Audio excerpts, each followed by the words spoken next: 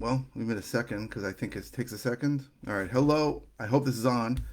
Hello and welcome to the Flipping and Wholesaling Houses in New York show. I am Michael Pinter. Where I teach you how to start flipping or wholesaling houses in New York. If you're already doing it, how to grow your business. So we're talking about what is included in closing costs. Now this is a very broad question, right? Because I have so much crap on my desk. Usually I hide the stuff from the. Okay, I gotta get to it anyway.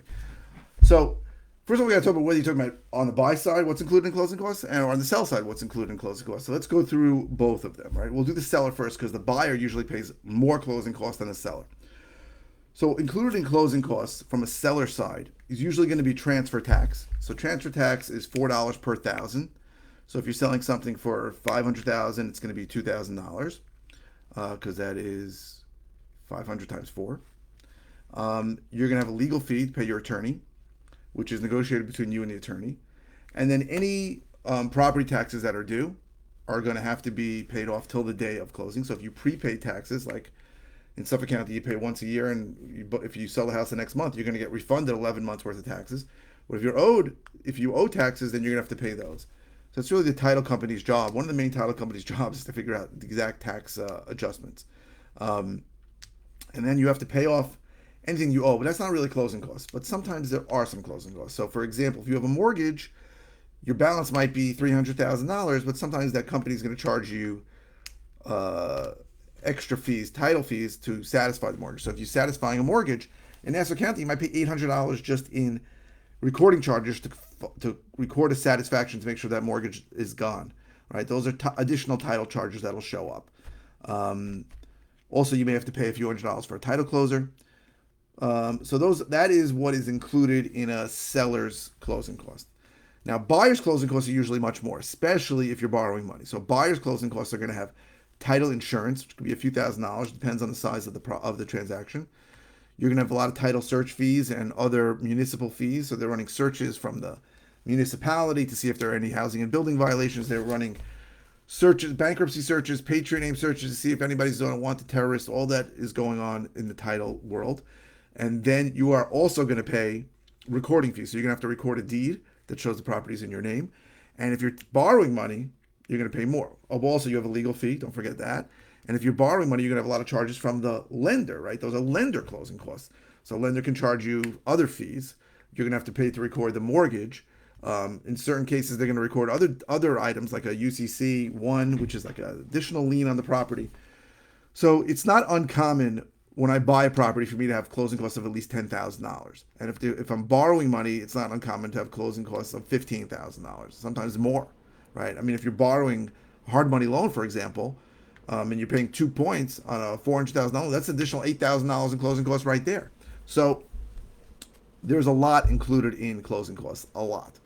Am I missing anything? If lender fees, there's probably something I'm missing. So those are what's included in closing costs. Now, here's the truth. The truth is you can almost always negotiate with the other party if you have a strong negotiating position to have them cover some of your closing costs. So it's very rare, almost never does it happen that a seller is going to cover a buyer's closing costs. But more likely, a buyer might cover a seller's closing costs. So I have negotiated with people who said they want me to cover the costs, and we've negotiated as to what it is. I try not to spend money on legal fees because I never know what number they've negotiated with their attorney. But sometimes I will. I'll say I'll pay up to a certain amount. So I'm closing on a deal now where I'm paying $1,500 for their legal fee. So that happens sometimes. It depends, really, and it's got to be a business decision. If I can afford it, right? If it deal's very tight, I may say no. I'm not covering your closing costs. Some of my mail pieces offer that, and then I feel bad if I don't do it. But I might offer less because I know I'm gonna have to cover closing costs. So that is what is included in closing costs. Now, I know in other states outside of New York, it's very common for a buyer to pay lender closing costs. But there's a couple of things you need to know. Number one, the whole closing costs in other states is very limited, right? Talking about a few $100. Seller closing costs also very limited. Some have transfer tax and things like that, but it is much more common in a lot of states for a buyer, especially a cash buyer, an all cash buyer, to cover a seller's closing costs. It's less common in New York because the closing costs are so high. I gotta get a bottle of water. I'm sorry. I don't know why I don't do this before I start. I get a mini. You think I'd have enough brains to start to get a water before I start doing these things, but my brain isn't working so well today.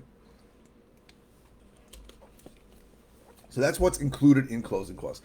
But understand, as a seller, sometimes you can negotiate the buyer to pay the closing costs. It really depends on the buyer's feelings about how much he can pay. But in general, I try not to lose a deal over something like that. Depends on the situation. If the deal's very tight, I may just say no. So it's important that you understand that when you're buying a property in New York, just to wholesale. So let's explain. So I make money on properties in a few ways, right? I have some buy and hold properties. I wholesale properties, which means I buy them at a discount and then I assign the contract to another buyer. I wholesale properties, which means I close on the property and then I'll do minimal work to it and put it on the market.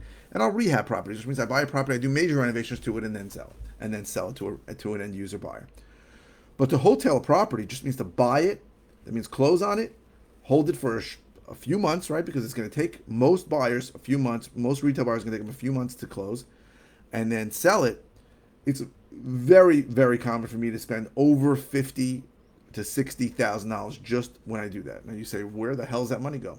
So understand, closing costs on a purchase probably going to be $10,000. My eventual closing costs on the sale are probably going to be $15,000. Now, where does that come from?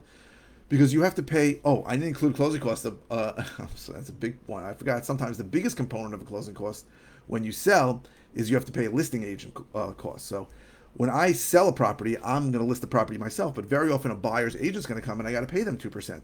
So if I'm selling a property for $500,000, I have $10,000 just to the buyer's agent. That's before I have any other costs, my legal fee, my transfer tax.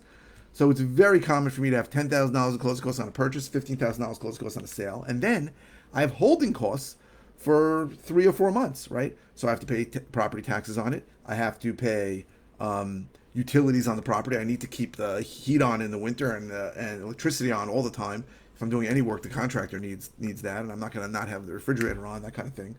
And then if I'm borrowing any money, I have interest costs. So it's very common for me to spend between $50,000 and $60,000 just to wholesale a property. Now, when I tell people that in other states, they crap their pants. They can't even believe it. These are people who very often they'll wholesale a property and it'll cost them $1,200 in total. But because the taxes are so high and the numbers are so high here, that's common. So I need a pretty good spread between what I'm buying something at and what I'm selling something at if I'm just not going to do much work to it. And I'm not unlocking the value that way.